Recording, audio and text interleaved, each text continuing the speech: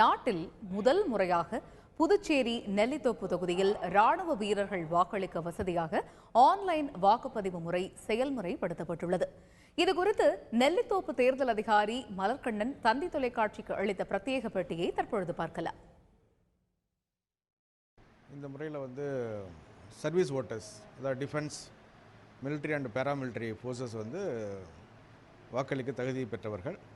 நார்மலாக நம்ம தபால் ஓட்டு முறையில் ஃபிசிக்கலாக அனுப்புவோம், த்ரூ போஸ்டல் டிபார்ட்மெண்ட் அனுப்புவோம். அது கொஞ்சம் டைம் ஆகும். அதுக்கப்புறம் அங்கே போய் சேர்ந்துட்ட பிறகு அந்த சர்வீஸ் ஓட்டர்கிட்ட அந்த போஸ்டல் பேலட் போய் சேர்ந்த பிறகு திரும்ப அவங்க பேலட்டை வாக்களித்து திரும்ப போஸ்டல் டிபார்ட்மெண்ட் மூலமாக அனுப்புவாங்க. அது வருவதற்கு சில காலதாமதம் ஆகும், சில நேரங்கள் வராமல் கூட போகும். அதனால் எலெக்ஷன் கமிஷனில் இந்த வருஷம் இந்த முறை என்ன பண்ணியிருக்காங்க, முதல் முறையாக நெல்லித்தோப்பு தொகுதியில் ட்ரையல் பேசிஸில் இதை இன்ட்ரடியூஸ் பண்ணியிருக்காங்க.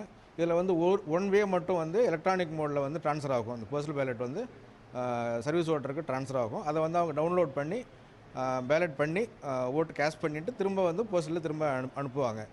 இந்த நெல்லித்தோப்பு இடைத்தேர்தலில் இந்த முறை ஒரு 4 ஓட்டு சர்வீஸ் ஓட்டர்ஸ் இருந்தது. 4 ஓட்டுக்கு நம்ம அனுப்பிச்சோம். இப்போதைக்கு 3 சர்வீஸ் ஓட்டர் கேஷ் பண்ணி திரும்ப அனுப்பிச்சிருக்காங்க.